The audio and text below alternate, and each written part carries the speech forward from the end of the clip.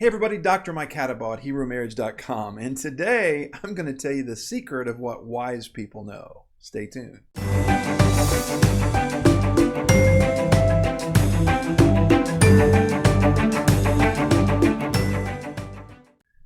So what does it mean to be wise? It's something everybody ought to strive to be, especially in your marriage and relationships, as you want to be wise about the way you engage your partner and the way you think about things. And here's the secret that you need to know and practice every day in your relationship. As a matter of fact, this will keep you out of so many problems if you'll just learn it and practice it. And the secret to being wise is this: wise people know that they don't know everything. That's what it means to be wise. Dr. Henry Cloud, who wrote the book Boundaries with John Townsend, talks about wisdom this way. He learned it as a counselor a long time ago. He said, I can't deal with people that are evil. I can't deal with people that are foolish. Foolish people are people who hear me and hear what I say and they don't act on it. They don't even process it. Wise people, however, wise people that come to me for counsel, I can work with them all day because wise people will listen to what I say, think about it, challenge it against their beliefs and what it is that they do, and then decide, is that something I can use or not use? What does it mean to be a wise person in marriage? Well, here's what it means, is that whatever it is that your spouse is trying to say or do, they're almost always doing it from a point of either knowledge they have or a point of pain. And so your job to be wise means I need to listen to that, even if it feels like it's an attack on me, even if whatever it is they're saying, I'm feeling like, oh, you're attacking me. You have to be wise and ask the question, what do I need to hear about this that will help me engage them better? As opposed to just, you're wrong, I'm right, you're wrong, which is what I see so often. Usually the biggest challenge I face with couples that are getting coaching or counseling from me is when I have one or both of them that doesn't want to be wise in their relationship. We can come together, the three of us, and talk about everything going on in the relationship. And if the partner doesn't hear what the other one's trying to say, then I can't help them very much. But if you come going, you know what, I want to be wise here. I know that my spouse is trying to say something that I don't understand. Help me be wise. Then my coaching works almost every time in that scenario, because we're coming from the context of, I'm trying to learn here to be a better listener, to be a better partner, to be a better lover, to be a better spouse, to be everything better.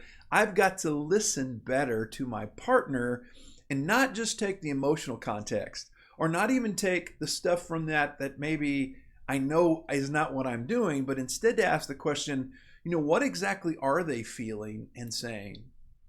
And that is a wise person. And that's what I want you to be. So let me give some examples from this. For years, my wife would say the same things to me about the mistakes that I was making. And it was just me. And many times it was like, do you not see that I'm trying to help here and I'm trying to do what's best for me?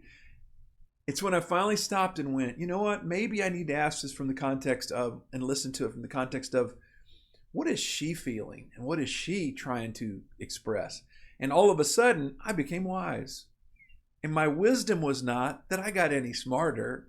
It was just I stopped and went, let me listen to you and ask myself, maybe not exactly what are you saying, but what can I do to make your life easier? And then all of a sudden, this isn't this test of who's right and who's wrong, or who's smart and who's not smart.